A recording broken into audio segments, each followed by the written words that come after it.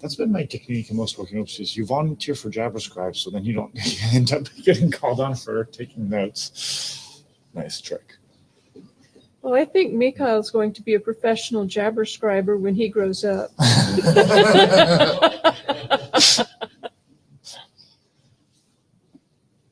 Saying I'm not doing a good job now. No, you're just not getting paid for it right now. That is true. That means you're not professional yet. I doubt that it will pay me for this. Or I can just say this is part of my job. All right. There you go. To make IETF contributions any way you can.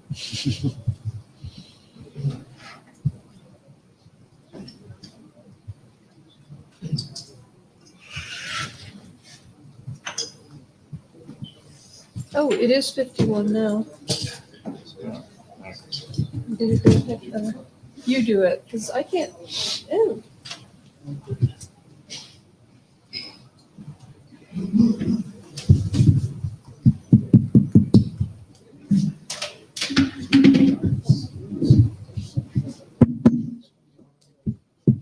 This one's not on. Oh, yeah, it is. Thank you. Hi, y'all. This is the DNSSD working group. Barbara Stark and David Skenazy. Go ahead, David. Take it away. Thanks. Indeed, if you're not here for DNSSD, you may stay. We need more people reviewing our documents anyway. So first news, as you may have noticed, we have a new co-chair. So Barbara has taken over for Tim Choen, which is great. Woo. All right. First and foremost, the note well. Given that it's Thursday afternoon, you've probably seen it already. One thing I do want to point out, as most people are probably familiar with the patent requirements of IETF contributions. However, not everyone has necessarily taken a look or read the IETF Code of Conduct. Please do.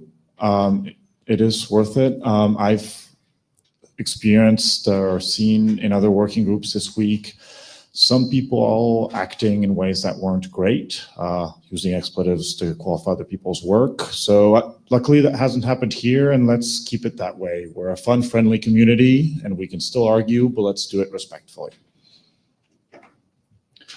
A reminder for, especially because we have remote participants, please state your name every time you go to the microphone, even if it's just your first name so people can track. And please review the other documents in the working group, so that allows us to produce quality RFCs. And please keep your badge visible. I will be typing down the name as you speak in the mic. So please make sure I can see it. Thank you. And that was Michael at the mic. Who, by the way, is our JabberScribe. Indeed. So thank you for that. Can we have a volunteer to take minutes, please? We have several people who will help out on the Etherpad, but if we could have a primary minute taker. Don't be shy. This is your opportunity to shine. All of those who wonder, how can I contribute? This is it.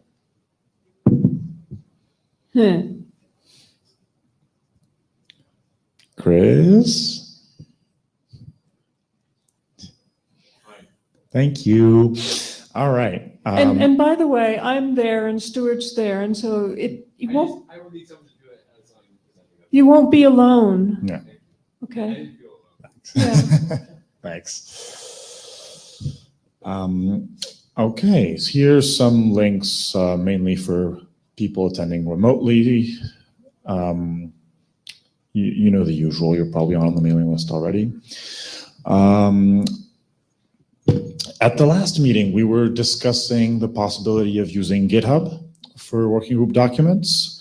So we've, thanks to Barbara, we've established a GitHub organization for the working group that allows us to have repositories for all our documents. It's open our current policy is any document that has been adopted by the working group can be on there, but it's not a requirement. So if you are an author of one of those documents, feel free to reach out to us if you'd like it moved. We have put the charter discussion there, Indeed. so that's there. And I'm really having fun playing with the GitHub on my stuff, and there's a lot of my babble. Yeah, no, Anyway, I've used it so- for other documents. It is really nice to give an opportunity to people to comment on specific lines and then to see the resolution. It's a lot cleaner than comments in email, actually. Okay, so what are our goals for today? We're going to start by reviewing the DNSSD roadmap to kind of keep it clear in everyone's mind where we're going. We have updates on the discovery proxy and the documents that it depends on. Stuart is going to introduce the Unigas Server Discovery auto configuration, which is apparently something that came up during the hackathon, which he wants to introduce the new idea.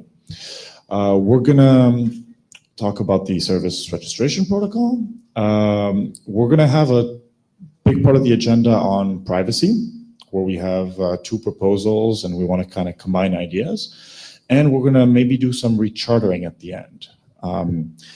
One slight point on the rechartering is that Tom Pusateri could unfortunately not attend this time, so we might use that time for privacy, unless someone wants to propose text for rechartering. Would anyone like to bash the agenda? In addition to the fact we're dropping the charter. No other bashing. All right. So, Stuart?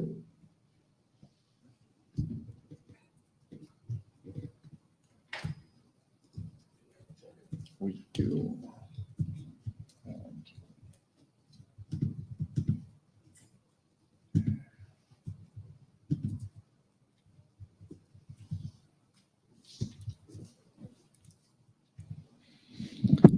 Thank you, David. The Service Discovery Roadmap is right now an individual document that I wrote. It has been updated. Sorry, can you introduce yourself for the people who don't know you? My name is Stuart Cheshire. I work at Apple, and I wrote the roadmap document because we have a lot of documents in this space, and particularly for newcomers, it can be unclear how they all fit together.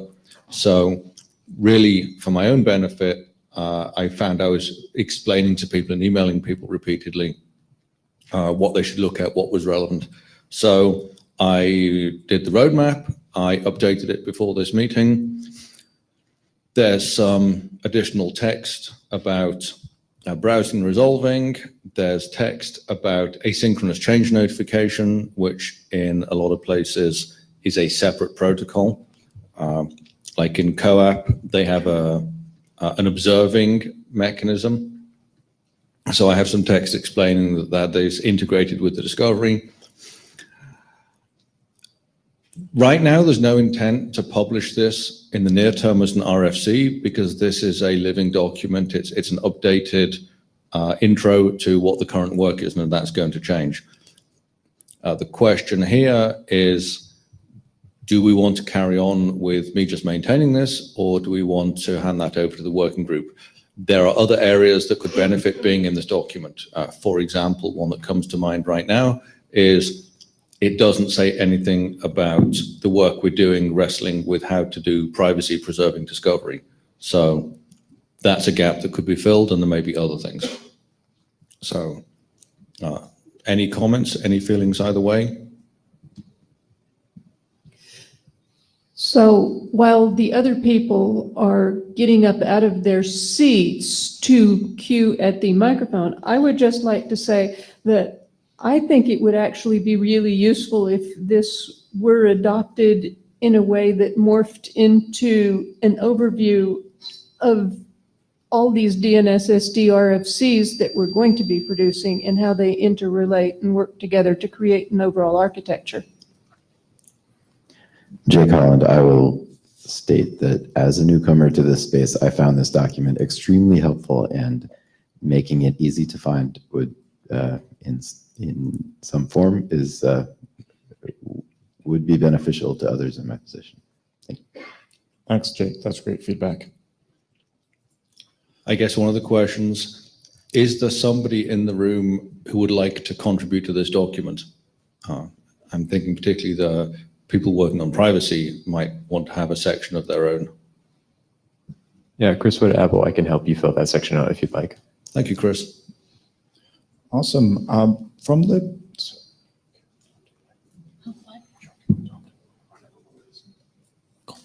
the chair's perspective, I think it makes sense to adopt this. This is very relevant to what we're doing. So we're going to confirm this on the list, but just checking, is anyone opposed to adoption of this document? If you're opposed, hum now. Crickets. If you think that we should adopt it as a sort of architecture, hum now. There we go. Well, that solves that. That was a very nice hum, I'd like to say. I think I heard some harmonies. Good job, guys. Awesome. We'll confirm this on the list, but I think that's going to happen in the coming weeks. Then, yeah.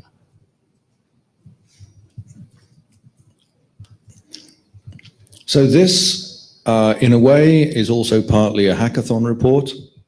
Ted Lemon and I spent Saturday and Sunday working on code and having lots of good discussions with other people who stopped by to talk to us. One of the things that Ted and I have been looking at specifically is Thread, which is a mesh networking protocol originally invented at Nest for their thermostats and smoke detectors.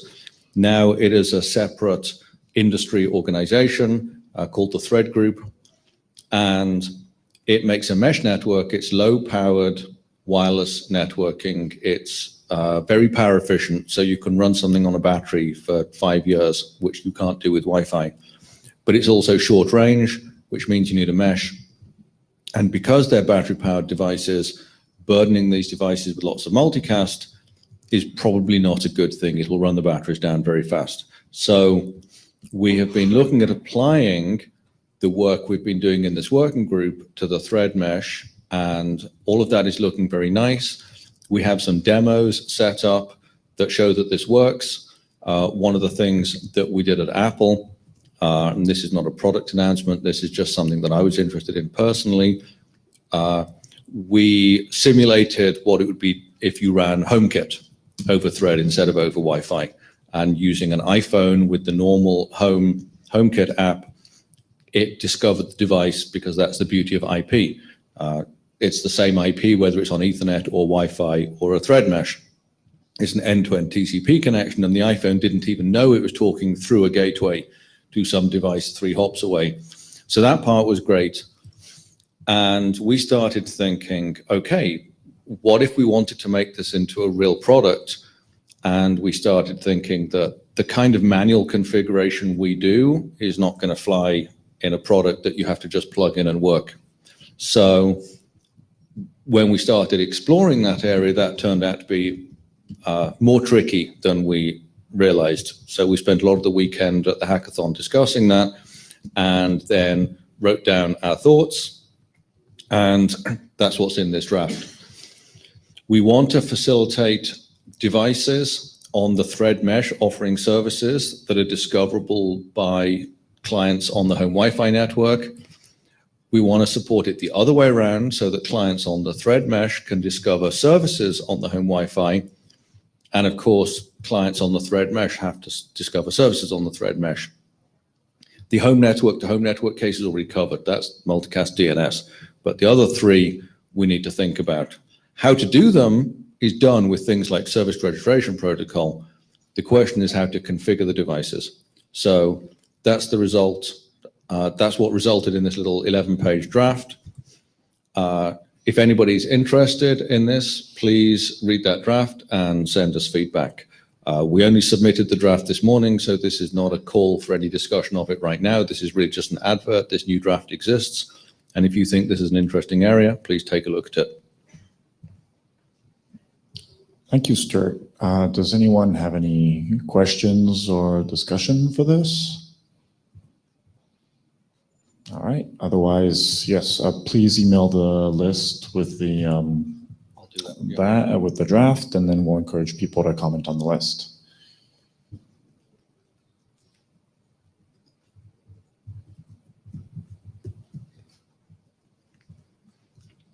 Okay, this is my third one, and then I will sit down, I promise.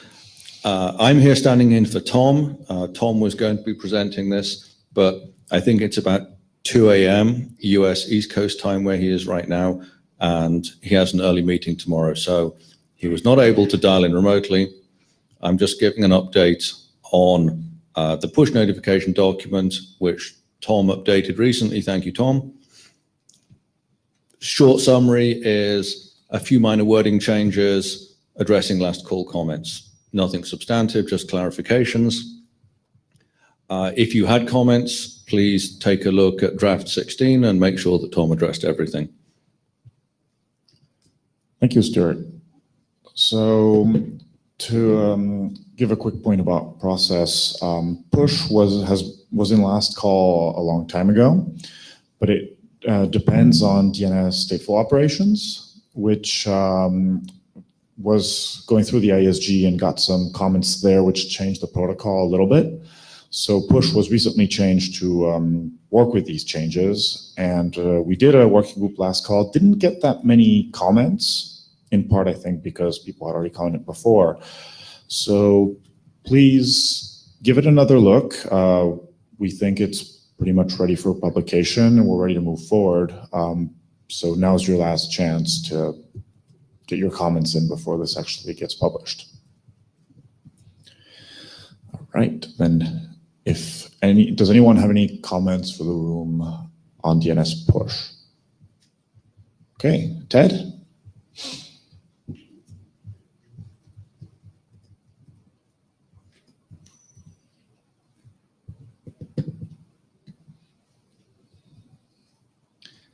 Oh, for our speakers, it's very odd, this IETF. We don't have a pink box anymore. There's a pink X. So just keep one foot on it or something.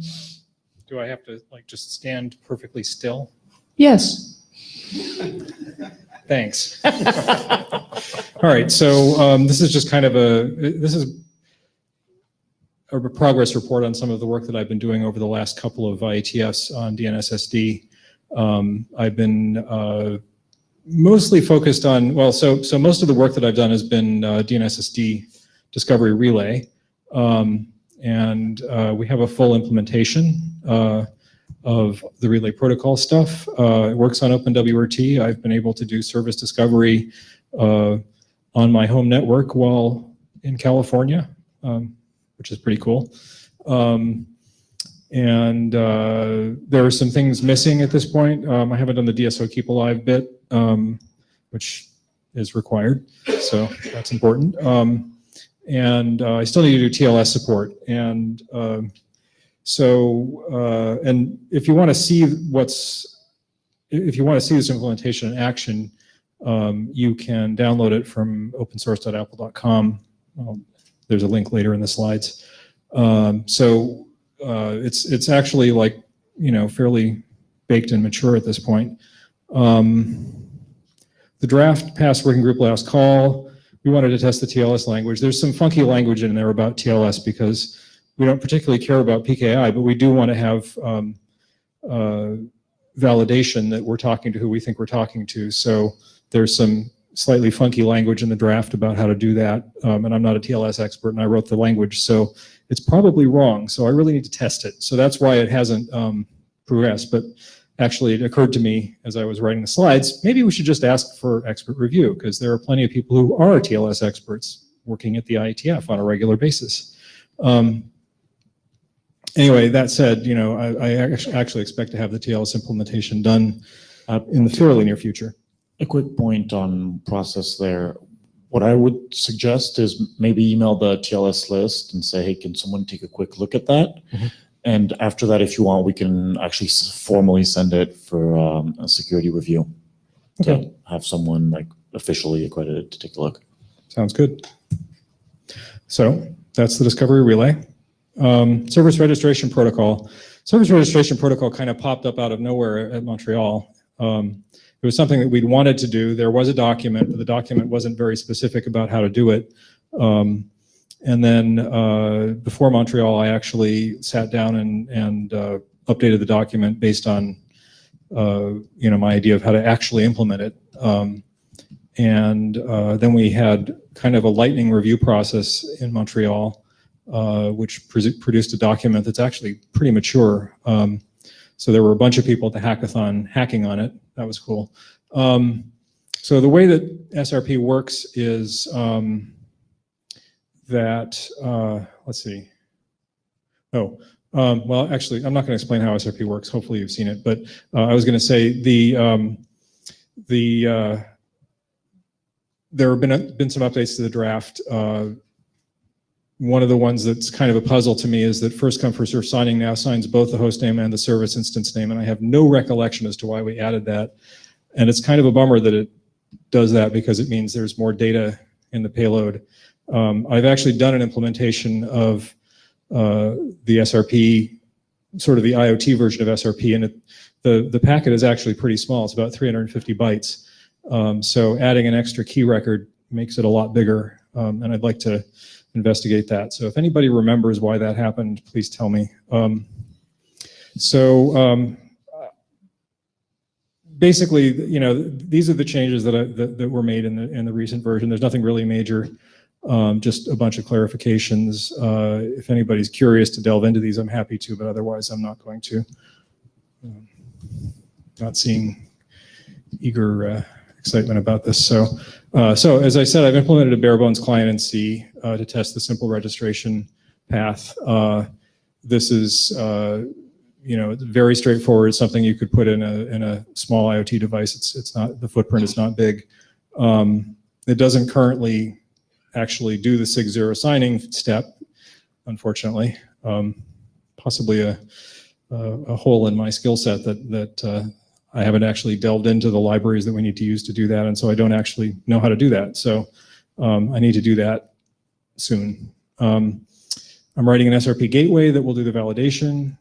That's sort of work in progress. It's not very far along. You can look at the source code if you want, and I'm happy to accept changes.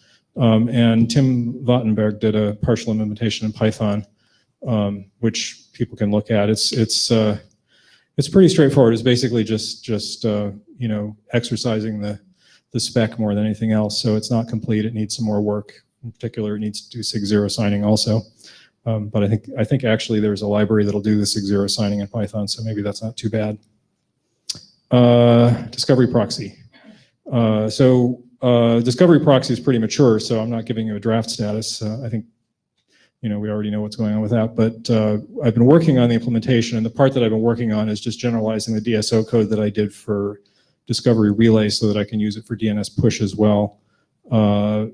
Right now, that's about all that's written, but we have an implementation plan. It's not a huge problem because MDNS Responder already implements the DNSSD discovery side of it. So all we need to do is have a port 53 listener that receives DNS requests and does the DNSSD lookups. So I'm actually hoping to get that done pretty soon. Stuart and I are probably going to work on it over Thanksgiving. So how to get the code?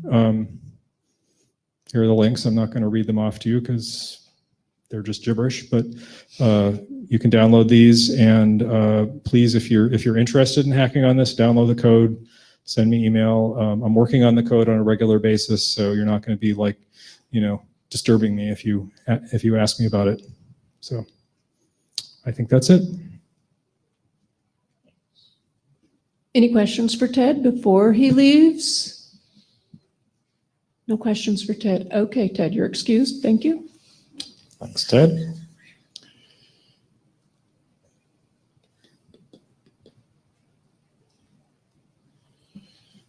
So, Terry? Terry Manderson, AD. I'd just like to thank Stuart and Ted for the amount of work they've put into all of these things over the very short amount of time. I really appreciate it. And it really does show that a lot can be achieved. It would be fantastic if more people could help you out.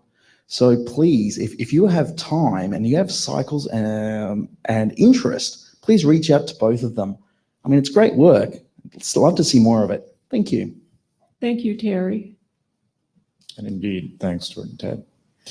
And by the way, David and I have both discussed that we are going to be reading these drafts and start flooding our own comments to the email list in an attempt to get the rest of you engaged.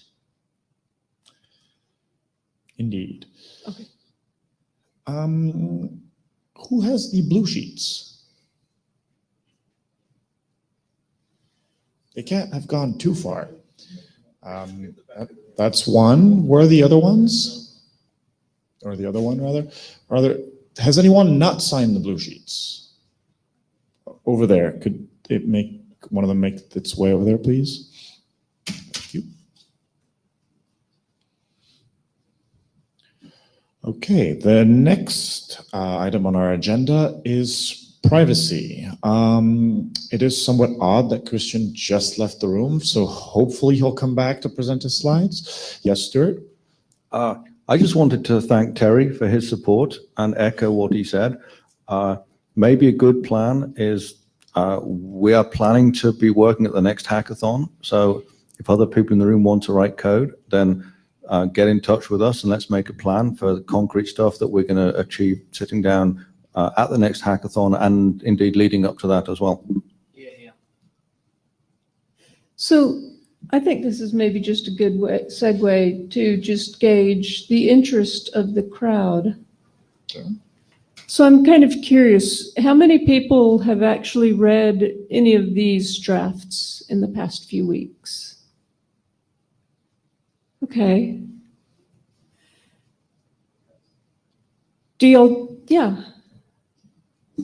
Jake Holland, these drafts, just clarifying question, these drafts meaning the privacy drafts? Well, I mean, we've basically had presentations on 3 drafts. Well, one of them's in working group last call, and it has received very few comments.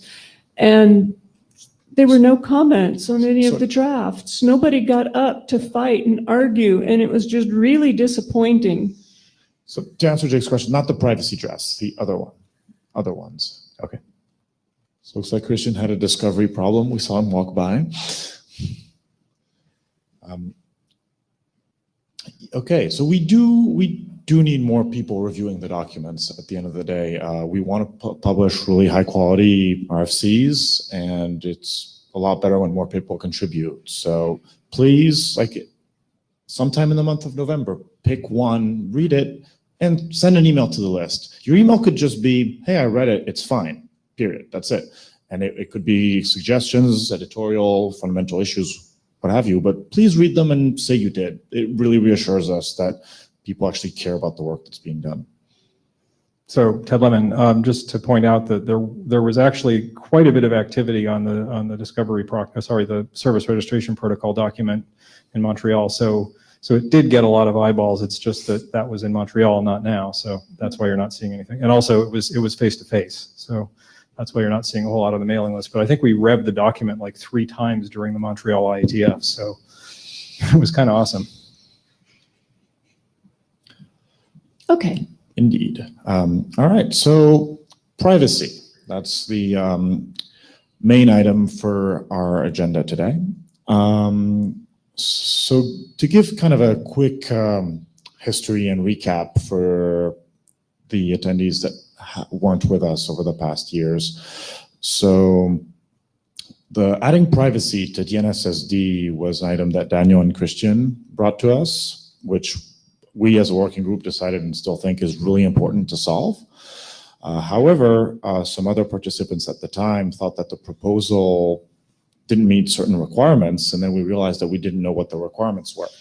So we spent some time to actually really document those and reach consensus on those. And now today, we're going to look at Christian's proposal that changes the original proposal to address the requirements, and also a new proposal from Bob Bradley, who's at Apple, to also address them. So in a way, my take is our goal is to only publish one way to do this, and presenting those 2 is in a way will allow us to get a bunch of ideas and then pick one of them. It doesn't mean we have to pick one draft or the other. I think of it more as a pick and choose of this. We want this property because it's going to be a lot of trade-offs at the end of the day.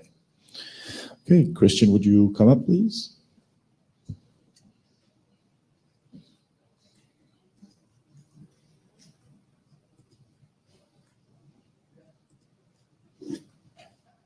So I put a foot here and I stand where I want. Yeah, odd, isn't it? And here's your clicker. Okay, thank you, David. Good afternoon. Yes, as David said, I first started bringing this work in DNSSD about 2 years ago, or was it 2 years ago? Yes. I think so. Yeah.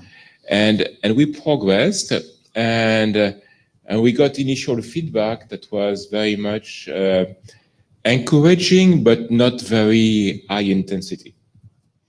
As in, not a whole lot, as the point was Terry was making, not a whole lot of reviews, not a whole lot of comments. The document progressed all the way to working with last call, and then there was an issue that effectively was an issue about the scaling properties of the proposed protocol. Is that, and as a response to that, before Montreal,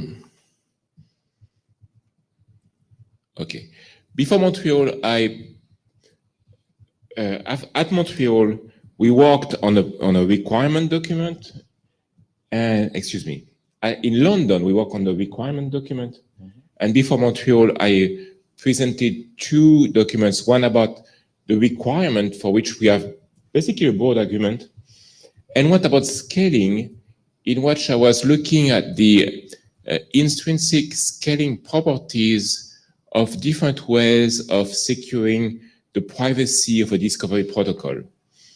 And looking at things like, basically, if you want the discovery to remain private, you have to have some kind of secret exchange between the parties in the process, and you have to apply that secret during the exchange so that nobody else than the people concerned knows what's going on. The initial draft that we did with Daniel Kaiser did that by having peering secrets between the agent, and that was based on the practice that was quite common between devices at the time, between device and phones or device and PCs, that a device is paired with effectively a controlling device like a phone or a laptop, and that pairing established some kind of secret, which we took at the time to be a pre-shared key, and we will be using that secret to effectively obfuscate the exchange and then verify that we are speaking to the right person. That's only one of the possible solutions. There are other possible solutions. One would be to have, instead of having a secret between 2 people, have a secret between multiple people. That's what we call the shared symmetric secret.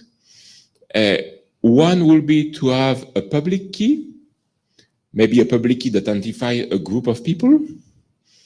And the last one will be what I call the shared public secret, which in my mind was the idea that the servers will have a public key, but that public key is only known from the authorized parties.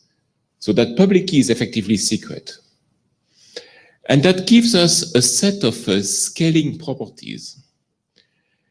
The problem with the pairing secret is that it has some very good properties in terms of not so much resistance, but remediation. So these 3 columns are pretty much a summary of the analysis draft that I wrote, which goes into 3 things. Scaling is effectively the number of messages and operation that is required to perform discovery.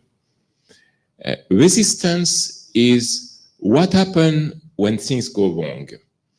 And remediation is, okay, things have gone wrong. How hard is it to make them right again? Let's start with the resistance. The resistance property is, okay, suppose that a server has shared a key with a bunch of clients. What happens if one of those clients gets owned and the adversaries get rid of the key? The short answer is that for all of those solutions, if the adversary has taken control of a client, they can discover the servers. There's pretty much nothing you can do about that because they are inheriting the properties of the servers. Moreover, if they can discover the server, they can try to also discover the other clients that are connected to that server. Because if you do discover the server, you know the server's IP, so you can connect, you can graph who's connecting to that IP and you find out who connects to it. So pretty much it says, if one of your clients is compromised, it's going to affect not just that client, but also all the other clients of the same server. And that's pretty much how it stops, except if you share a password between multiple clients, in which case things go really, really bad because you can also impersonate the server, you can do all kinds of bad stuff. Now, so pretty much the conclusion is that whatever way you have of keeping the secret, you have that hole that basically, if you lose it, you lose it. Scaling issue, it turns out that the pairing secret that we have has one different key for each client. And if you have a different key for each client, different private key for each client, you end up having per client messages. And so if you have per client messages, your number of messages goes with the number of clients, and that's a scaling issue. If you have public keys, then you have a lesser problem because all the clients can know the public key of the server. So effectively, you only need one message per exchange. I mean, you don't need to individualize the clients. And we'll see that Bob Bradley came out with a twist on the shared public secret thing, which is in fact the using, well, it's a mirror image of what we have there, but I'll let Chris do the presentation. But it has basically the same scaling property as a shared public secret, with a better number of messages, but more computation. The next thing is the remediation. So, okay, one client has lost it. What does it take to get everybody back in order? In the case of the pairing secret, that's probably where, that's the reason why we use that in many cases, is that if you have a secret that's shared with just one client, you need to just correct that client. So that's conceptually easier than having to correct all the clients around. If you are relying on a public key, there are ways to correct that. I mean, we have revocation lists and things of that nature. And conceptually, it's also the case that updating a public key is relatively easy. I mean, you're not updating the private key. You're just saying, hey, the public key of the server has that value now. So that can be done relatively simply. And if you have shared a secret between a bunch of guys, then that's really, really bad because you have to update all of them at the same time, and that's in practice not doable. So that's bad. So based on that, my plan will say, okay, if we want to have the right kind of balancing between number of messages, computation, scaling, and also remediation, we should go with a public key solution instead of with a symmetric key solution. And if we do that, we can have something pretty simple, which is basically say that the public key of the server is used pretty much as a sesame to know whether you can access that server or not. Like if you know the public key, you can discover the server.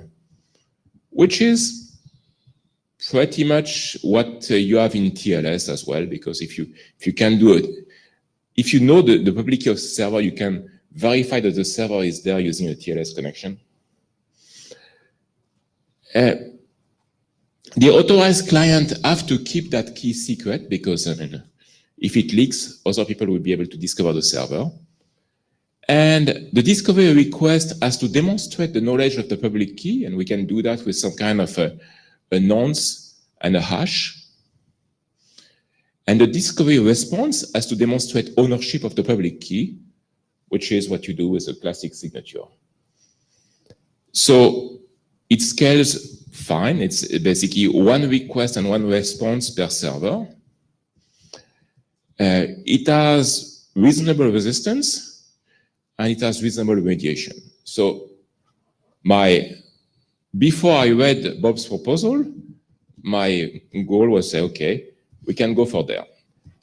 There is one little piece of scaling there, which is interesting, is that because the nonce is per server, and the nonce can be whatever, but the hash is per server, you end up having effectively one request per server. So if the client wants to discover whether one of 20 servers is there, the client has to send 20 queries. It turns out that's not an actual problem in MDNS because you can stick 20 queries in a single message, but that's a problem nevertheless. Okay, because that's issue of longer message signature, etc.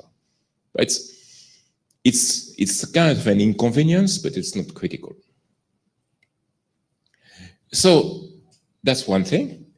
Now, if we look at that, what makes the proposal actually scale is a trick that we developed as part of the feedback we received from the working group with our original proposal, which was to use predictable nonce.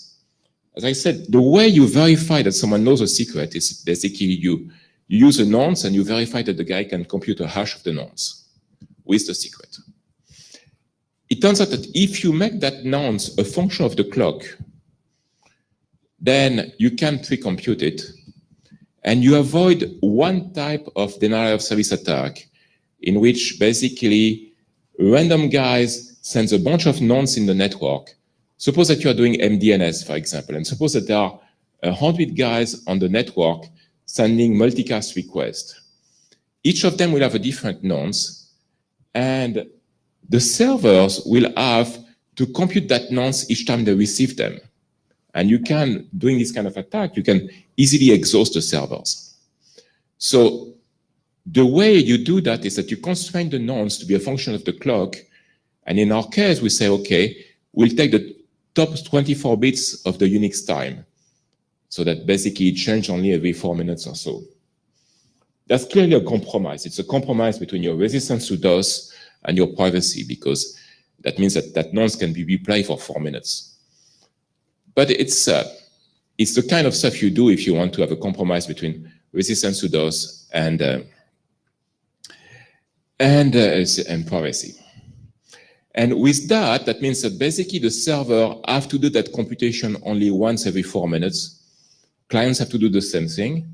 It also means that because the nonce remain the same, all the client can verify it. So you can have, when you listen to multicast response as in MDNS, the clients can cache the response for the validity of the time. So it's a good property. And so it fits quite well in MDNS. There is a small problem, is that, I'll give you the example of what that does. Basically, the client computes the hash, sends it. The server recognizes that, prepares a signature with the nonce, the hash, and probably the randomized name of the server that is addressing. Michael Abramson, you said 32-bit Unix time. Yeah. 2038? Do you just, are you specifying those 24 bits and it doesn't matter if it goes high? I don't think that particular algorithm will be valid in 2038, but we could do 64 bits. And I'm just saying, we're now 20 years out. It's something we should start to consider. Okay, sure. I mean, it's fine. It doesn't change the principle. It means that we'll take the top 50 or the 64-bit or something like that, but that's yes. Sure. So basically that's how it works. You send the nonce. Every server recognizes it, but only one verifies the hash. That server sends back a proof that it's really the server you intend to see, and the client gets it, and everybody can cache the reply. Everybody was authorized, of course. Now, question. When you start using public keys, and that's one of the reasons why we are using symmetric keys instead, public keys tend to be longish. So when you start having to embed public key signatures and things like that in DNS formats, you have to do things like, okay, how do I fit that? In our case, I assume that if we have to fit the signature, we'll place that in a text record of some kind. But that's a problem. And also that means that if you have to put the nonce, what you do with the nonce is that you base 64 encode them, you put them in a service name. I mean, these are contortions. Okay, it's not natural. Yes, Ted? Why do you have to base 64 encode it? Why don't you just put it in as binary?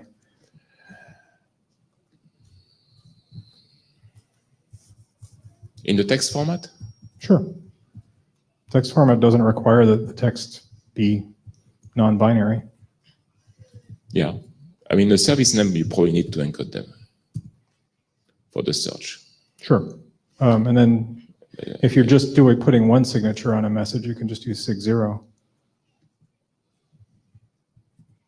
Yeah, we could discuss that. And that probably was to optimize. I mean, as I say, it's inconvenient.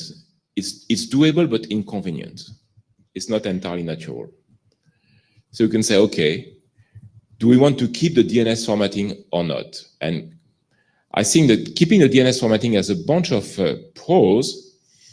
The main pro I see is, first, I mean, it reuse the code that we have, so it's kind of nice. And also the big pro is that it reuse all the infrastructure we have with DNSSD servers, with caches, etc. So there is some awkwardness into putting binary data in DNS formats, but there is value into reusing infrastructure, and especially reusing the server-side infrastructure.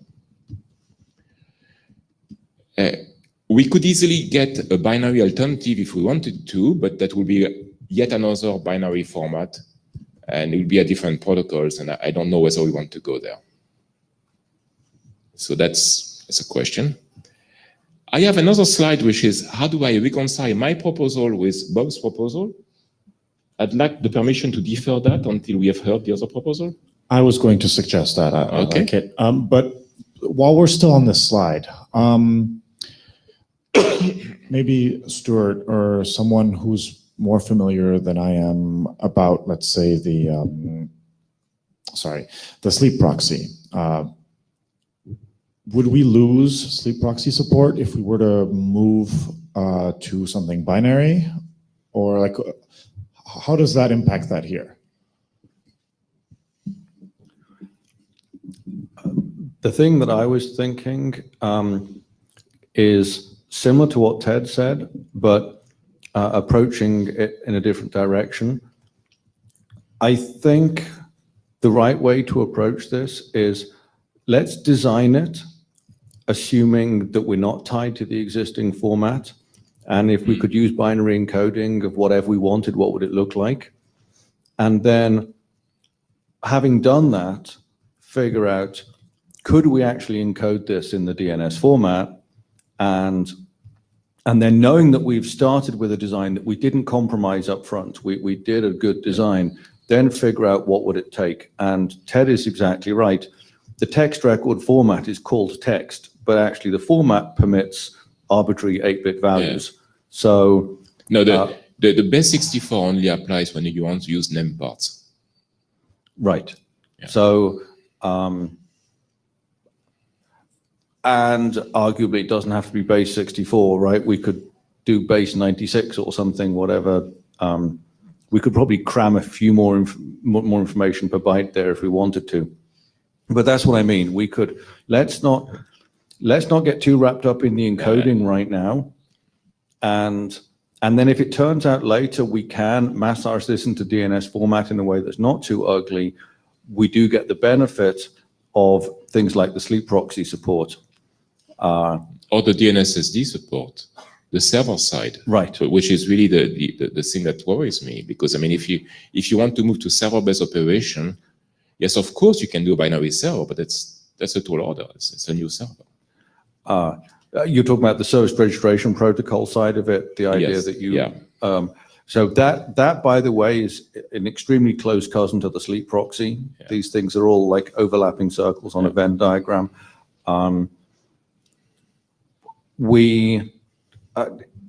It would be possible for us to extend, because remember the service registration stuff is relatively new. This is not widely deployed and something that we have to work with existing infrastructure. So I think we should be open to the possibility of extending that, while at the same time hoping that if we can do it without having to make changes, that would be even better. And I think that would help us get to a final solution where we look at it and we're confident that we actually did a good solution. We didn't make a compromise solution. Yep. Ted Lemon. So I think it's definitely worth trying to preserve the ability to use the DNS infrastructure for doing DNS service discovery. And it occurs to me like you want a base64 encode these names because something, I don't know. The DNS domain name labels have a length and then data, right? So in principle, you don't even need to do that. Yeah, the problem is that you never know what a server is going to do because they think they can. Well, then it doesn't work on that server. Tough shit. Yeah. I mean, that's potentially a legitimate problem, but I think if the answer is your server has to support binary labels, then that's not the end of the world. No, look, I mean, fine. Yeah. I'm not gonna. I'm just trying to be nice there. Okay. No, it's worth considering both options, absolutely. Okay. All right, so thanks, Christian. Then we'll have Chris come up, and then we'll ask Christian back. So Bob Bradley couldn't be here in person, so Chris is going to present that document. Yeah, all right. Hello, my name is Chris Wood. These are not quite the latest versions of the slide, but that's all right. Like you said, I'm just going to be talking about the proposal from Bob, hopefully giving it due justice so we can have a fair discussion of the pros and cons of each approach afterwards. So I will not bore you with the motivation for this particular work because Christian just did a good job doing so. Skip right over. This is an overview of basically how it works. It's very similar to the proposal that Christian just described, in which there's a sort of request and response, discovering services on the network, and then actually connecting to them and sending queries and getting responses from them later on. There are basically two ways you can do this. The first of which is trying to just, I haven't listed the word discover here, but discover a service by sending a request multicast to all the peers on the network, signed by your long-term private key, which you've presumably established out of band and shared with your friends. Your friends will then verify your signature, generate a response, and you guys will do a handshake at the end and get some shared secrets to send some messages back and forth. There's also the scenario where you want to advertise your presence on the network, which operates very similarly. You will come on the network, send in a multicasted advertisement message, which looks very similar to a probe in which you're searching for a specific service. And then all supporting peers will respond and you will derive a shared secret and then continue communicating afterwards. So the basic idea is that you do a very quick handshake, multicast out to the network, get a unicast response to drive a shared secret to then start sending encrypted MDNS messages. And here's how the probe and response looks like. So assume you have some person, Alice, that wants to come onto the network to talk to some service, Bob. presumably between some adversary Eve in the middle. You first generate an ephemeral public key, EPKA1, a timestamp, which is assumed to be fresh and correct. Sign both of those with your long-term private key and send that message multicast to the network. It eventually gets to Bob, who will parse it as such, go through all the public keys in his friends list, and attempt to verify the signature of each one. Assuming he does find one, he will then generate his own ephemeral public key, do a Diffie-Hellman key share, and use the response to encrypt basically the signature that is then the signature, the ephemeral public key, timestamp 1, signature 1 from the client, Alice in this case, and send the response back to Alice unicast. And that basically proves that Bob was able to verify that the probe came from Alice and that Bob is a friend of Alice and Bob has performed the key exchange. And at the end of this, both peers derive shared symmetric keys and then, like I said, use them later on to communicate request response style. The advertisement is very similar. In fact, it works exactly the same way, but just a different TLV carrying a different outer TLV actually carrying the messages. So I don't really need to go into much detail here. The queries and answers that you would send after you have the shared symmetric keys work much like what you expect. Alice wants to send a particular query to Bob, a pointer query for a service record of some sort, encrypts it using the shared symmetric key, sends it to Bob, Bob responds, and then both sides ratchet their local symmetric state that they have for the connection between the two, and that's used later on to send and receive further messages. So seems fairly straightforward so far. With respect to the cryptographic details in the key schedule, this document takes a particular opinionated stance on what algorithms to use. It uses curve 2519 for the key exchange and generation of ephemeral public keys and the shared secrets, and it uses HKDF with SHA-512 for all the actual symmetric keying material. Encryption, like I said, it uses, there's some shared state between both peers that exists throughout the lifetime of the connection, which is sort of problematic for some reasons because some of the state is not actually explicitly sent over the wire. The nonces that are used for encrypting and authenticating each particular message are implicit in the sense that it's assumed that Alice and Bob both have the same exact nonce at a given point in time, and they will just, like Alice will just send a message to Bob encrypted using a specific, its current version of the nonce, and Bob will have to make sure that it can either do something like trial decrypt with all surrounding nonces or possible nonces to try and find or to try and decrypt the message, or it can drop it on the floor. In general, this means that both peers have to stay in sync. It does not deal well with packet loss. So if you have Eve in the middle just dropping packets, you can get basically Alice and Bob out of sync quite quickly. There's no built-in mechanism to sort of prevent against that. It also means that queries that arrive out of order require buffering on the Bob side and trial decryption to actually recover each message and sort of move the connection forward. And there are ways around this. You could make the nonces explicit and encrypt them in a quick style. So I don't think this is a deal breaker. It's just something that is a current truth fact in the draft. There are some potential open issues with the document as written. The first of which is that it's very easy for anyone who's not a friend of Bob to just send random probes to Bob and exhaust him in doing all these signature verifications. So if Bob is a very friendly guy and has a lot of contacts in his list, it would be very easy to take him basically down. That's not really ideal.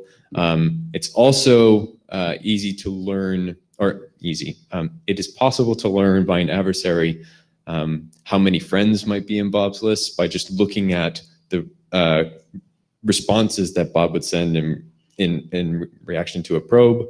So one of the proposals is to potentially just randomly, every so often, send a fake response to an originator so that it's more difficult for the adversary to try and infer how many friends Bob has or which what are the exact relationships between Bob and all its peers. So I'm sort of skeptical about the correctness of that, but that's what it is.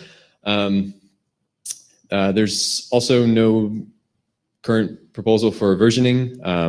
I guess the document does use TLVs to basically encode all of the messages that are sent in new RO types. So you could just introduce new TLVs or new Ts that correspond to new, for example, new algorithms used to send probes or and to encrypt things. So that's one possible proposal or one possible solution. Christian's draft kind of punts that to TLS later on down the road. So I guess this kind of raises the issue of whether or not we need agility and to what extent we need agility with respect to the algorithms that are used. And as I already mentioned, there's this sort of very wide open DOS risk for the particular document, which is quite real. So I wanted to keep it brief because I think the protocol as specified is fairly short and simple. And so hopefully we can have a discussion about the merits of both and looking to the chairs to commence that, or maybe Christian can come back up and go over his slide. Does someone have questions about the specific proposal before we start going over Christian's slides about how they compare to each other? All right, thanks, Chris.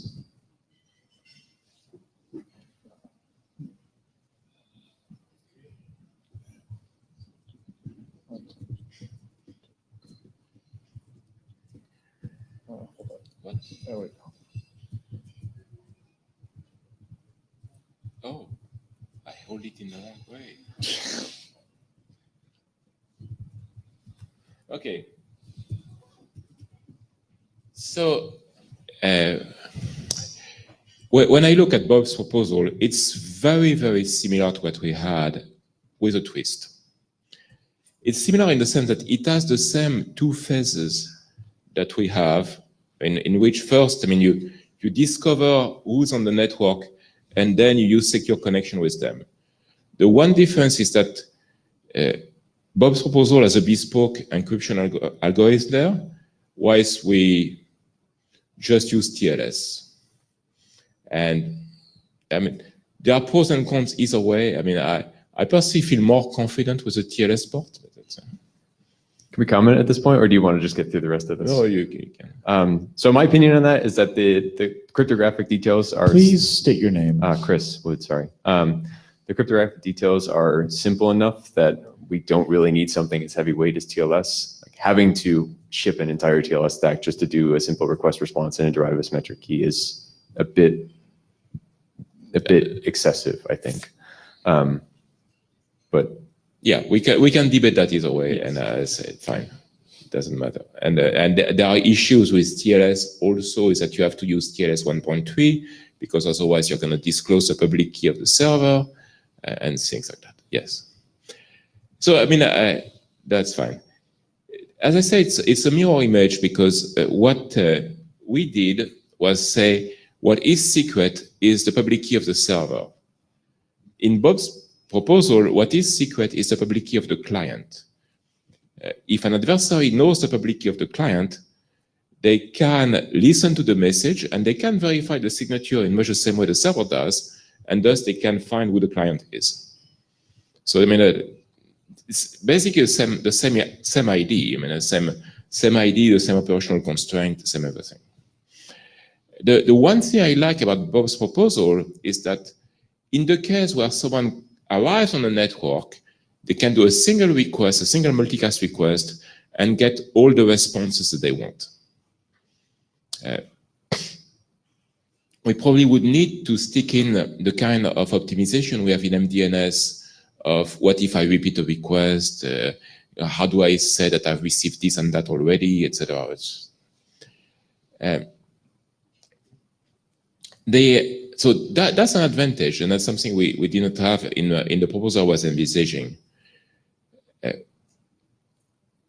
The drawback is what Chris said, is that when you do that and you rely only on trial decryption, it's very easy to DOS the server.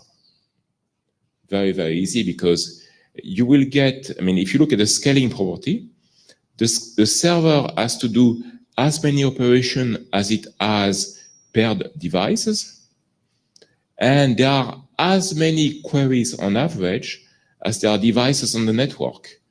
So you get a nice n square thing there, which is not entirely desirable if the n square means that you have to do public key operations. On the other hand, it's entirely possible to mitigate that using the same timestamp as nonce thing that we were doing, okay? Because in that case, you can do a filter.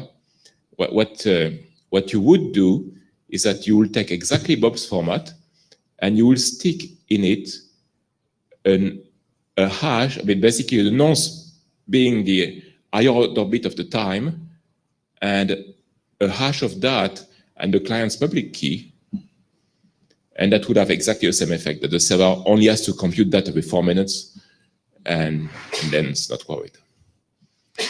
So I have a Jabber Room relay request from Daniel Kaiser.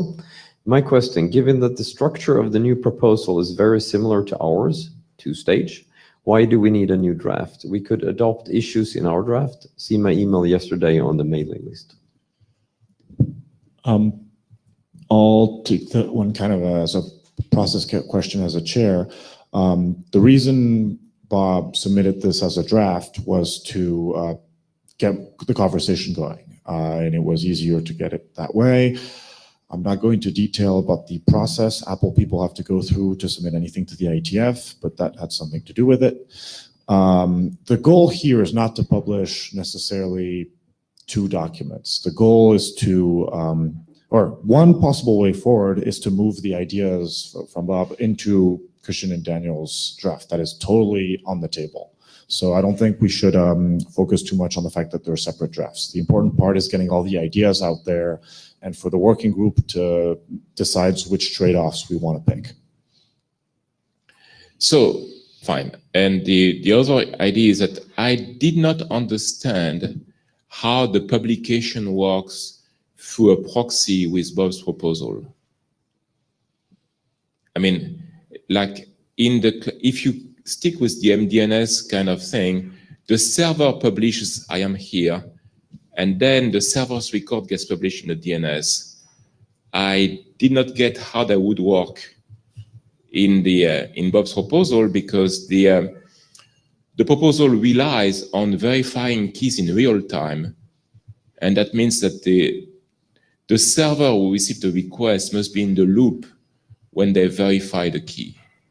That might be arranged, but I'm not sure. Chris Wood, yeah, that is correct, that particular detail, that the server has to be online and involved in the key exchange. Yes. Yeah, so I don't know how Bob plans to reconcile this with the particular proxy case. I don't know if he's considered that or not. Perhaps Stuart might know.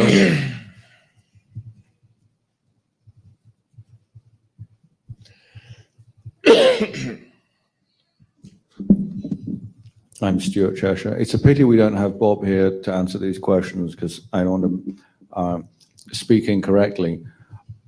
My understanding of this is that Bob has been working on things in this area for a while, and we asked him to document his thinking. There are some things that for the products he's making, he doesn't care about. And in this case, I agree with your summary that I think for us in this room, we think the server mode is important because it allows sleepy nodes to be discovered. It's got a lot going for it. The simple explanation is for the target things that Bob was working on, that was not a concern. So that's neither for or against it. That's just a statement. And yes, and that could be reconciled too. I mean, basically, the proposal I was outlining is very good at handling the server's arrival. Bob's proposal is very good at handling a client's arrival. I mean, fine, we can reconcile that. It's not that hard. I think one of the difficulties in this area, in my mind, is it's a very hard problem. And if we make a list of all the things we want, then we can't implement that. So the tough engineering is to decide which of the areas we're willing to compromise on to get something we know how to design. And so the first compromise, Stuart, the first compromise I see is whether we insist on supporting the server mode. which is debatable because it's not clear that we want to have the server mode for the privacy-conscious clients. It's not clear. Christian, can you elaborate on what you mean by server mode, please? Basically, if you operate DNSSD by pushing your server record onto the local DNS server, that has some very nice properties that you have fewer multicasts on the network, etc. Your client can use DNS, but it doesn't work if you have a protocol that requires that the server does a real-time computation to verify whether to respond or not. Okay. So would it be, so basically that would be, would proxy mode also convey that? No, you couldn't. Well, Yeah. you could do a proxy mode if you ensure that the server is ready to respond to the proxy in real time, but that's it's a bit icky. Mohit, sorry I joined late. I was in SAG before. I think the last bullet is also missing the case that it's not only trial decryption, but this was also a question to the authors. It has to be always the worst possible case, because if you just try and pick the one, then you can have all these side channels, right? So if I have 10 friends and I try to decrypt and the second one matches, then and I respond. There was more a question, so I asked it on the list as well, that won't you have to do this in constant watch time or then somehow randomize this to prevent? Yeah, I mean, there are ways to optimize that, clearly. Sorry? There are ways to make, it's possible to make implementation recommendation that address these kind of issues, like randomized order of the verification, or at least randomized start point in your list exploration. And randomization works well when you have at least more than two devices, but if it's only two, then randomization doesn't help. So I guess that's nice when you have plenty of friends. Well, let's look at the use case, okay? The use case for private discovery is typically not when you're at home. The use case is that you go in a place like this one, and you want to discover each other without people in the room noticing who you are. So in this case, randomization doesn't help, because I will only have 3 devices on me which know each other. So I will only try those 3. Yes, and so for the whole thing to work, so I think if you have only 3, then you should always do constant watch time than randomizing. But no. So you are worried. Okay, fine. You are worried that the response time of the server discloses how long it took the server to explore the list, thus discloses the size of the list, and that is a way to identify the server. So my worry is that if I have a list and I go through this list sequentially and then pick the first one, then I over time would start to learn which device is contacting which device. Whereas if it's constant watch time, then I won't know which one out of the list was picked. But anyways, I mean, this hopefully can be addressed by the authors. Dave Taylor. But it also sounds like you're worried that the size of the list itself might provide information about who it is, right? So if you're at a conference or a concert or something where there's one person who's particularly famous, who's like maybe the speaker, okay? And you're scanning the network looking for that guy's phone because he's presenting right now, okay?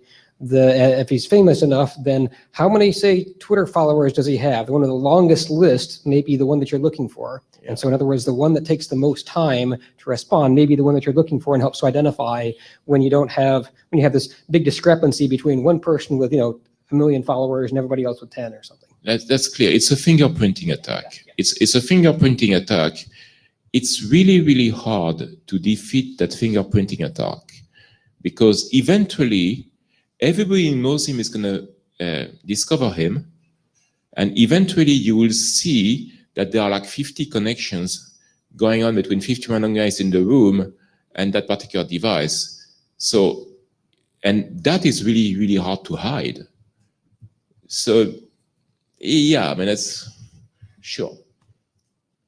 Chris Wood, I mean, yeah, I agree. I sort of think that that's sort of an attack we should sort of consider out of scope, because mitigating that just seems like any solution would be completely infeasible to implement that I have in mind.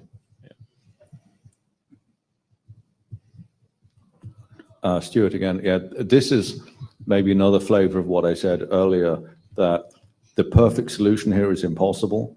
Yeah. So I think it's very easy for us to come up to the microphone and come up with objections, and that's fine. We should definitely know what the known weaknesses are, but let's not cause that to make us give up because we can't do a perfect solution. We can certainly do something much better than the current clear text discovery and advertising, which is trivial to eavesdrop. And the main case, you have two co-workers who want to discover each other in, say, a railroad station.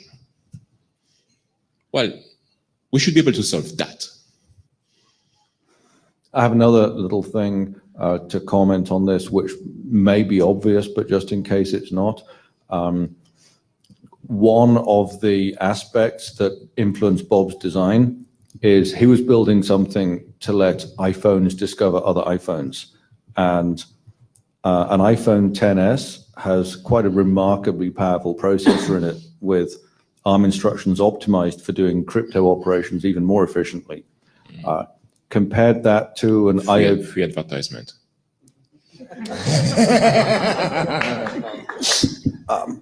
I was amazed last week when I saw a JavaScript benchmark that an iPhone XS outperforms an iMac Pro at JavaScript,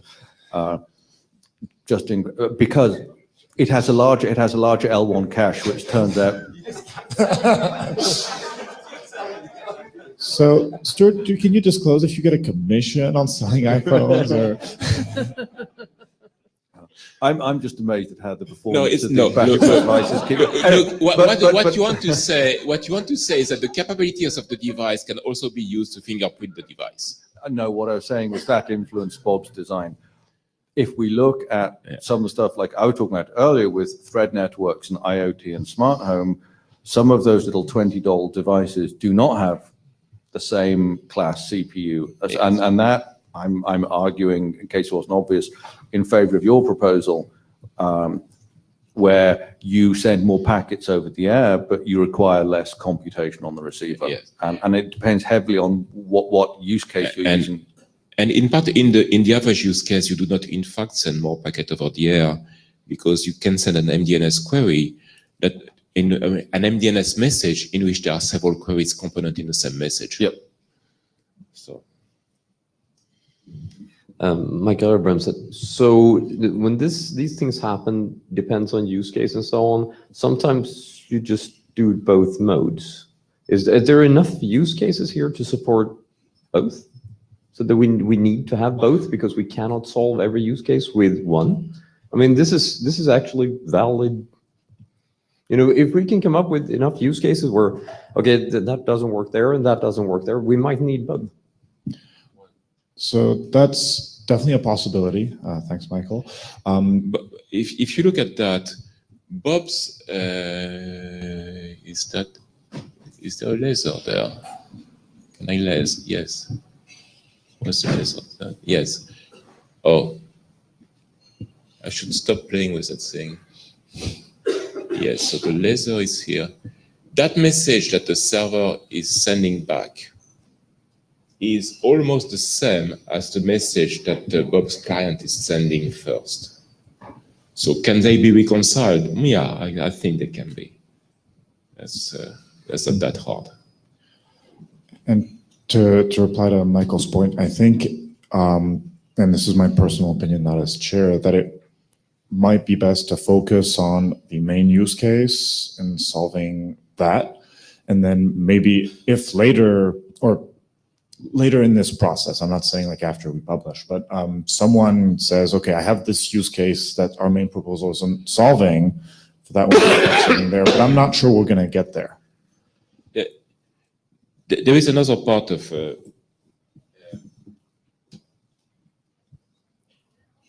is another part of Bob's proposal, which is kind of nice, is the fact that because it's a public key exchange, it's effectively computing a diffie-Hellman key between the two points. You get that symmetric key as an outcome of the initial exchange. And so if you do that, then you can, as Stuart said, you can go directly into the data transmission mode of your TLS or DTLS or quick connection and go there, or the equivalent. So yes, that's interesting. And to add to that, I think that adds a nice property of reducing the number of RTTs required to discover something. Yeah, but I'm not too concerned on the number of RTTs on the local network. I'm more concerned about security issues. And it is true that basically having a simple, IPsec-ish kind of encryption is has fewer moving parts than trying to do TLS and then having to close all the places in which TLS leaks information. So yeah. Yeah, Chris, but I just wanted to ask David if you could specifically clarify the use case and confirm whether or not both proposals do address it. So if the server mode considered one of the primary use case that you were just referencing, or not? Well, so it's not my decision, it's the working groups in general. So actually let us answer that question. It sounds like from what I've been hearing, the server mode, so which is the ability to kind of hand off your discovery to a third party that doesn't have the keys, would restrict our design. It would make things more complicated and maybe cost us other properties. I personally feel that that's not a very compelling use case from like the use case that we've described in the past of, let's say, two people wanting to discover each other in this room without other people knowing, for example. Does someone feel otherwise? Like, does someone have a use case where that's critically important and thinks that the working group should make that a requirement? So we'll confirm, I'm encouraging anyone who disagrees to say so on the list, but maybe perhaps for now we can consider that requirement a nice to have. I'm not standing up because I disagree with you. I think you phrased that question in an interesting way. The server mode is definitely important for low-powered devices that are asleep and want something else to answer on their behalf. The question is whether those devices need privacy, because all the home automation stuff in my house might want to go to sleep to save power, but it doesn't really have to preserve privacy because it's not in a public place. So maybe we've got two non-overlapping circles on the Venn diagram here. And I'm not saying I know an answer to that, but I think that's an interesting thing for us to all think about. Well, the counterexample of that are the device you have on your body.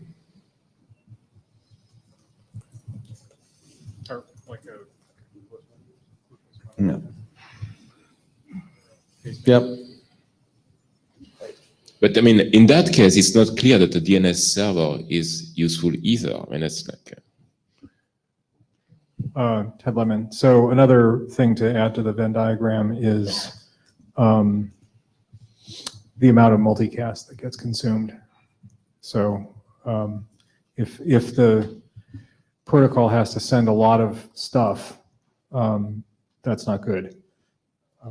If on the other hand, the protocol doesn't, if it's like a single packet going out, and then if somebody has a response, they send a response, that's probably fine. Yeah, in Bob's proposal is a single multicast packet going out and unicast coming in. The proposal I had, I mean, the one we have is basically the same thing. It's an MDNS multicast packet going out and single response from servers coming out. I mean, in terms of traffic, it's about the same. What I'm getting at is that the main advantage of being able to do the sort of DNS server version of this is that it reduces the amount of multicast traffic. if reducing the amount of multicast traffic is not necessary, then maybe that's not an issue.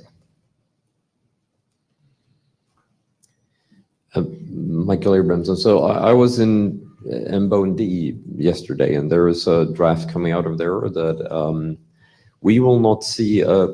My takeaway from that discussion is that we're not going to, in any near time, see a huge improvement in the way multicast is handled on Wi-Fi. So it's for a long duration of time. It's going to be costly for the devices who listen to it. It's not costly to send from the device to the AP, but it's costly because everybody has to wake up and listen to it. So we should try to limit the amount of multicast that we're sending, not because it costs money for me as a sender, but it costs battery for everybody to wake up and receive it. So there is benefit to that. So it all depends. I don't know how often in these use cases that devices are broadcast or multicasting for and trying to discover something, but we should try to keep that down. And this is a general observation. It has nothing to do with this specific, but that's going to come around, I think, from other working groups to everybody in the IETF to like, okay, on wireless multicast is expensive. Please try to keep it down. Yeah. Stuart, are you replying to Michael? I actually had a question for Michael. In this MBOND presentation you're talking about, is the cost of multicast, the power cost involved in simply powering on the radio 3 times a second to listen in case there's a multicast, even if there isn't? Or is there a marginal cost on top of that of actually receiving it? Do you get the distinction I'm making? Because I think some of the cost in Wi-Fi is just, even if there isn't any multicast on the network, you don't know that until you listen. Right, and it's also costing airtime. If you have a lot of it, you're running at a very low speed for a long duration of time. So it's not only battery as well as actually aggregate available transfer capacity from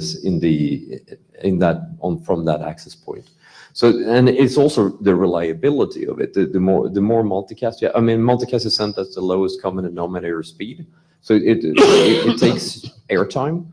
And it's not reliable. So you're not actually going to get, unicast has a retransmission mechanisms where multicast, so there are mechanisms to do this, but it's not widely implemented in neither devices nor access points that are available. So, I mean, in the general case, multicast is not retransmitted.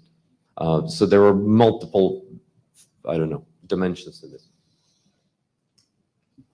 Ted Lemon. So it occurs to me that actually this is an argument for a unicast protocol that's advertised that is not DNSSD, so that you can discover a conduit for sending these packets that is not multicast, and that will deliver your packets to the people who need to see them and not to anybody else. One solution that I remember from, I think, Christian Daniel's original proposal was that there was a clear text discovery for like the privacy service. No, that's what we have in both proposals. Both proposals do that. I mean, basically, both proposal does a discovery of a DNSSD channel that is then encrypted, and the proposal we have discovers a privacy service that is then encrypted. So we have a path forward here because that particular initial step can use a unicast, what we're building as part of the working group as well. No, that is not true. The client-driven discovery works because it is signed with the client's key. Okay, and basically the response only arrives after a server has verified that that client is authorized to contact it. So that verification has to be performed in real time. And it's actually an interesting idea that basically you do this access control as part of the discovery, so you ensure that you will only ever respond to guys who can demonstrate that they have a right to contact you. Okay? We also do that, in fact, in the proposal there, by showing that you know the key of the server, and because in practice, if you know the key of the server, you can discover them. So there is no elevation of privilege. If you demonstrate that you know the key of the server, there is no elevation of privilege if you in fact discover that server. But that's once the client has reached the server, where you could use a proxy in the middle for the client to say, hey, who's on this network that supports secure discovery? And then it gives you a list that you unicast to all of them instead of multicast. You could do a combination of both proposals, clearly. But the combination of the proposal requires some work. Basically, what you could do to make Bob's proposal work on a server is that the server would have to subscribe through a proxy to a list of nonces or whatever that correspond to all the clients that he might listen from.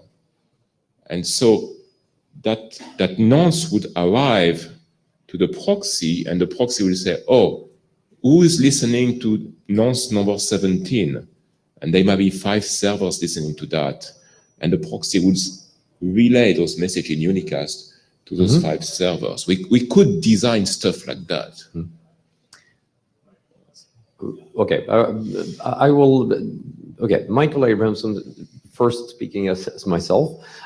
There is a lot of work going on in other working groups where, with the extreme low power devices and so on, I think they do a lot of these kind of things where you have someone handling a service, a proxy on the link that everybody talks to, register stuff, discover stuff via that one, and they never multicast or anything because they might only wake up when they feel like it on their own schedule, and they never want to wake up the radio every 3 times a second to listen for multicast at all, because that's that kind of media. Wi-Fi is specified as in a certain way.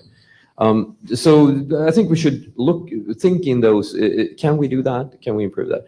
Okay, second one, now from the Jabber room, Daniel Kaiser. In past meetings, there has been discussion if we should switch to a one-stage approach supporting a per-app model, or stick with our 2-stage approach, which also the new proposal uses, meaning first discovering friends and then engage in direct service discovery. We could also support both. What does the group think about that issue? Daniel, could you, I'm not sure how the per app is related to 1 versus 2 stage. I can explain. Oh, please. I can explain. Take the example of Bob's proposal, and suppose that somehow in the encryption, you encrypt the identification of the service you want to access. Okay. Then you do the discovery message. The server verifies that you are the good guy. The server learns what kind of service you want to accept. And then the server can immediately send you in an encrypted blob in the message the IP address and the port number of the service. That your next message is a direct connection to the service. You don't do any kind of further DNSSD or whatever. And you can do that with either proposal. If that is a scenario we want to support, you can absolutely support it. But we have to say whether we want to support that scenario. So what's the benefit of this scenario? Is it that we have fewer round trips, fewer moving parts? And what are the downsides? You have to do discovery. You have to if you have to discover several things on the server, like if you would have to send several DNS requests to discover variations of services and what have you on the server, then you would not be able to do that because you would have to repeat the whole process again and again. That's in practice, that's actually a question for the working group.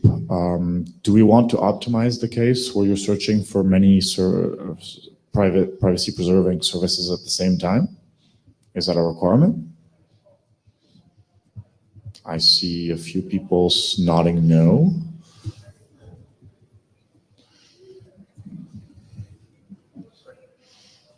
If I remember, at the last IETF, Stuart had a slide on scalability. Not that I'm saying it should be the case, but he did have a slide on scalability.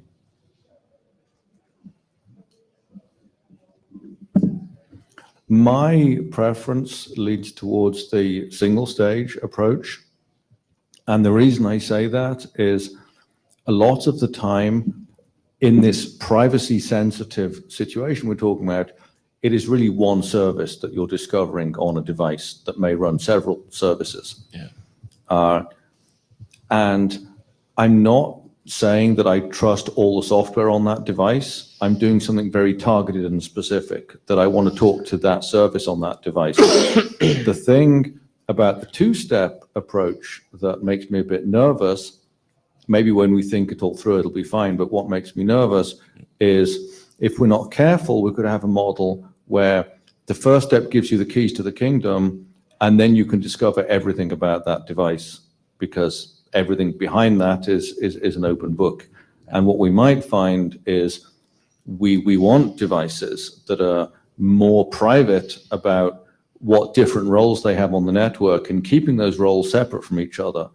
So we might end up implementing multiple copies of this two-step approach side by side, where each one has separate keys, each one has separate privacy properties, and each one is only actually discovering one service behind that front door. And that's my intuition about where this would land. Yeah.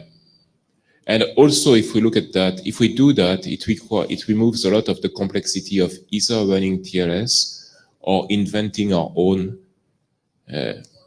encryption method. So Ted Lemon, I actually was going to say something about a previous thing that we were discussing, and I figured I'd let that conversation go first. Did you want to talk about that? Follow up on Stuart. Oh, well, go ahead. Yeah. Okay, Dave, I'm following up on Stuart's comment because I've mentioned this in the past that you have a very chatty device that is revealing your identity all over the place. And so you're secretly discovering one service, but it's not like your device is not private. So I've argued in the past that until we get Wi-Fi chips with multiple MAC addresses, they look completely independent. Everyone knows that this device is seeking or whatever. So I agree with the multiple roles, multiple keys, multiple sessions, whatever. Think about your device having clearly different IDs or attempting as much as possible to have different identities, even though you've got one MAC address and everybody can see that you're checking your email or whatever. Yeah, so you can fingerprint all day long and know what the device is. So yes. Well, it's just because one side of the door leaks doesn't mean that you shall not plug the holes in the other side. Right. Just the idea of having multiples is maybe a good idea.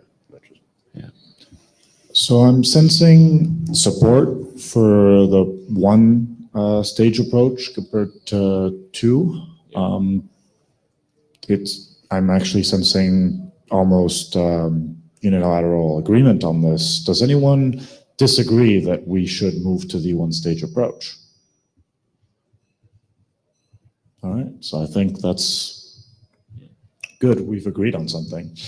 Go ahead, Ted. Yay. Did we just agree on? We agreed on moving to a one-stage approach that allows having a per-app model. So Ted Lemon, I just wanted to mention that if we're concerned, this is going back to the issue of consuming bandwidth or power on sleepy devices. If we're concerned about that, one thing we could do is we could have sleepy devices give a time window profile so that you would know when the sleepy device was willing to talk to you.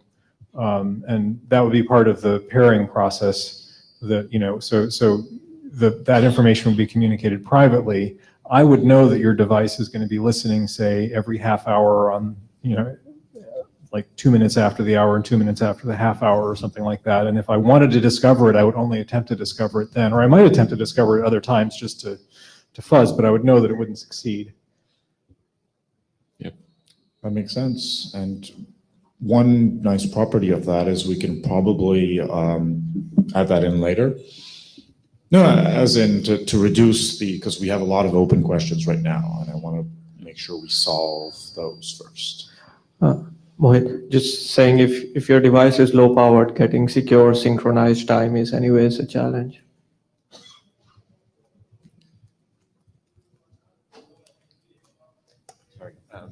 Yeah, Chris, actually going back to the open questions, one of the things that I'd raised earlier that is a difference between the two drafts is the use of like an existing standard protocol like TLS or not versus, quotes, rolling your own crypto. I think that's probably something we should at least hash out. Yeah, the difference disappears if we go to one phase. Does it? Yeah. So, Can you explain why? Well, presumably, if you have a pairing, you already know the properties of the service you are pairing with. Okay, so you don't need to go discover all the detailed properties of the device.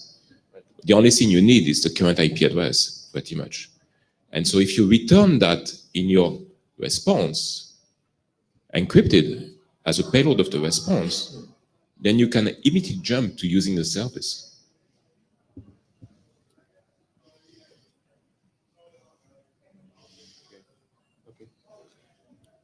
So to kind of restate what you're saying, just to make it crystal clear, with this, we're not even considering having TLS in the protocol at all? That will remove the usage of TLS or the need to do a secondary encryption, yes. Chris, I'd be very much in favor with getting rid of both. Does anyone object to that? Looks like we've agreed on a second thing. That's great.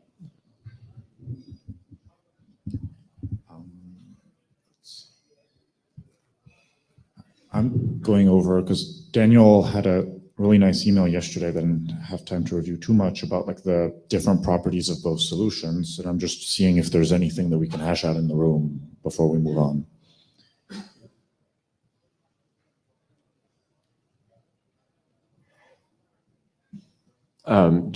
Okay, so with the one-stage approach, then there still is a difference between the two drafts in terms of like how you actually send the initial, I guess, request to the server, right? Can you explain the differences that exist once you take out the TLS and the roll your own crypto thing?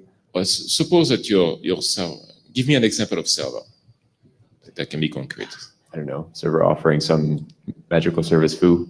Okay, so you have the GotBeer service, which you access over a TLS connection secure with the public key of the server. Well, you send a request, which in an encrypted way says, who of my peer that serve the GotBeer application are here? And you sign that with your public key, etc. The same way, etc. And then the answer comes back and say, yeah, I'm here. At which point you connect to the GotBeer port and you do whatever security you have on the GotBeer port and you go there. Okay, sorry. Yeah, now I understand. I was the two-stage approach being that you first start the keys and then you connect it afterwards, and then you issue all your queries. The one-stage approach is you get the answer in the first round trip. Yes. And then slight changes to both would support that. That seems great. Yeah. Awesome. Stuart, could I ask you to take the action item of checking with Bob if what we've discussed today fits his use cases? I was going to ask Chris, could you put in the minutes somewhere your understanding of what these terms two-stage and one-stage approach mean? My pre-clarification understanding, or my understanding now? Your understanding now. Great. Although Yes. it may be that when people were talking about these terms, they might not have had the same understanding, but So- hopefully, at least we can. So the two-stage approach in Bob's current proposal is there is a discovery message coming, there is a discovery response coming that carries a discovery secret. Then there is an DNS request encrypted with a secret going to the server. The DNS request sends back whatever is the service port, etc. of the service. And then there is a connection to the service port. That's what we call the two-stage, because there is a second DNS stage after discovery. You can do the same thing. That's also what we have in the privacy discovery thing, is that you have the discovery coming, discover the discovery service, then you do a TLS connection to the discovery service. You ask the service you actually want, you get the IP address of the service or the port, and then you connect to the service. In the one-stage approach, you do a discovery query, and the discovery response carries as well the identification, the port number and the address of the service, and then you connect to that directly. That's good. And consistent? Well, now, yes, that is consistent with my understanding, but now how does the server know which information to send back in the response? So, because in both proposals, so basically, the way we are doing that in our proposal, we use these nonce there. Yep. And these nonce right now has the quantized time and a hash of that with the secret. I mean the secret key. Yep. Well, what you want to do is you hash that with the secret key and the service ID. Okay. Yep. That's it. That was the part I was. And then it works. Okay. And you're going to briefly put a little something in the minutes that says what these terms mean. Thank you. Question for Daniel. In your last email, you proposed something regarding Bloom filters, and we're offering to discuss it here. Would you like to maybe jump in on the Meet Echo and talk about it, or would you rather not, given that we have a few minutes?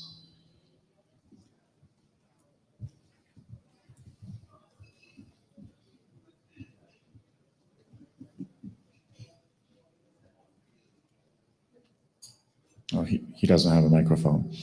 Okay, well then I guess we can maybe talk about that on the list then. Christian, in terms of next step, the items that we've reached consensus on, would you be able to roll them up into your proposal, into your draft? Well, let's put it that way. We can roll that in version N+1 of a draft called DNS privacy, DNSSD privacy. I mean, the amount of text messaging is something that we can discuss. I mean, we could copy one text into the other or whatever. Oh, yeah, no, I'm just saying but actually writing it up in draft format. My intent is absolutely to have only one proposal. Awesome. And because we have adopted a privacy document, it'd be silly to have privacy 1 and privacy 2 in the working group. Oh, no, I agree. I think there will be one document, and that one is the one adopted by the working group. And I would absolutely ask Bob to be an author of the document. Awesome. That's what I was going to ask. So if you're open to that, we'll let Bob decide. But I think that would be a great collaboration. Awesome. I think that would be it on privacy. Okay. Thank you. Thank you very much for standing on the pink X all this time, Christian. Let's wrap up. So we're going to skip the charter item. I'll just maybe say a couple words.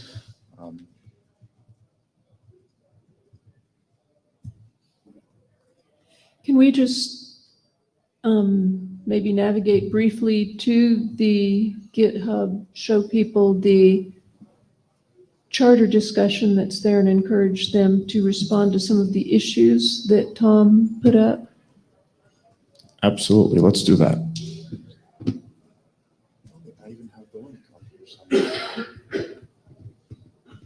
No way.